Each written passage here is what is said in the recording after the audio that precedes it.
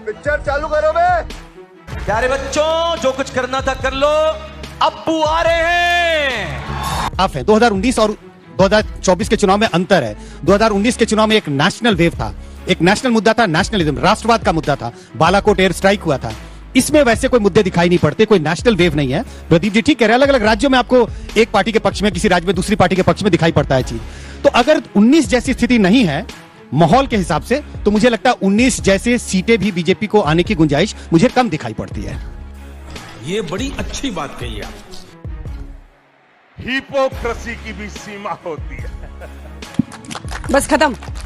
इतना अच्छा लग रहा था सर, सुनने में लग रहा था कि अब कुछ देर में एक नंबर आप रिवील करने वाले हैं। आशुतोष जी, अब आप माइक उठाइए, आपको क्या समझ में आ रहा है, एक पॉलिटिकल एनालिस्ट के तौर पर क्या स्थिति दिखाई दे रही है?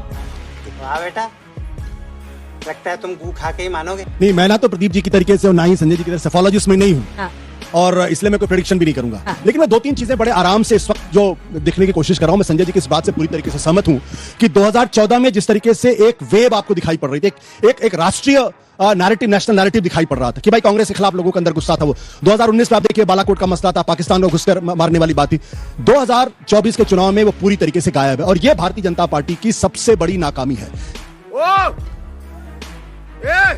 ये झूठ है, झूठ है, झूठ है। और नरेंद्र मोदी जी की सबसे बड़ी काबिलियत इसी में थी कि वो हर चुनाव में हर समय कोई ना कोई नेशनल नैरेटिव लेकर आते थे। और मुझे लगता है कि उनकी सबसे बड़ी गलती वो हुई जब उन्होंने 22 जून को प्रतिष्ठा के बाद ये माना कि अब तो इसकी एक लहर चलेगी और उसके बाद पूरा विपक्ष पूरी तरीके से साफ हो जाएगा।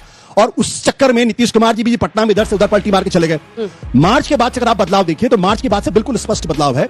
उसके बाद से अगर आप नजर डालें तो तीन चीजें बहुत स्पष्ट तौर पर हो रही। एक, अपोजिशन यूनिटी इंडेक्स आज की तारीख में 2014-2019 की तुलना में बहुत ज्यादा है।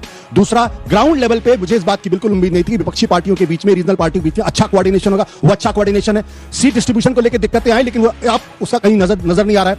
और कम से कम 4 ऐसे स्टेट है जहां भारतीय जनता पार्टी को बहुत निराशा का सामना करना पड़ सकता है। एक उत्तर प्रदेश, दूसरा हरियाणा, तीसरा राजस्थान और चौथा कर्नाटक। ये शब्द ही अपने आप में बहुत डरावना है। अच्छों को ये हिला देता है।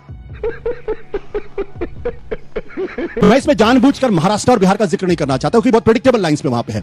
लेकिन इन चारों राज्यों के अंदर भारतीय जनता पार्टी को अगर सीटों का नुकसान हो रहा है, जैसा कि मैं मानता हूं, तो इनको कहीं और से गेन होता हुआ दिखाई नहीं पड़ रहा। हाँ, पश्चिम बंगाल के अंदर वो गेन कर सकते हैं। उल्टा आप तो पत्रकार हैं, आप अच्छी तरीके से जानती हैं, जब कुत्ता आदमी को काटता तो खबर नहीं बनती है, जब आदमी कुत्ते को काटता तो खबर बनती। भारतीय जनता पार्टी आज 325 के ऊपर की सीटें उसके पास हैं।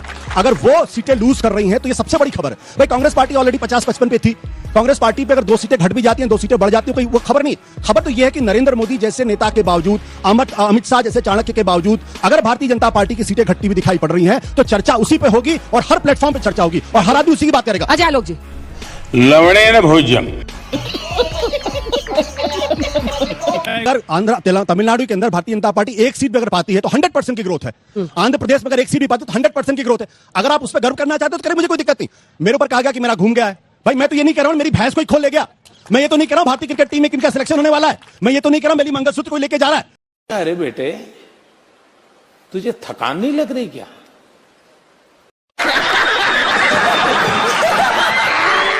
जब आप इस तरीके के तर्क देने लगे और ये कहने कि मैं तो कभी हिंदू मुसलमान की बात ही नहीं करता। अरे भैया, अगर आप हिंदू मुसलमान की बात नहीं करते थे 2002 के बाद की राजनीति कौन सी कर रहे हैं? और भारतीय जनता पार्टी के नेता अगर हिंदू मुसलमान की बात नहीं करेंगे तो भारतीय जनता पार्टी ही नहीं रहेगी। आप इतनी बड़ी बात आके और फिर कहते हैं विपक्ष को साथ लेके चल रहे। बस हवा निकल गई। जनता को आप मूर्ख समझना बंद कर दीजिए। ये बिक गई है गवर्नमेंट। अब गवर्नमेंट में कुछ नहीं है।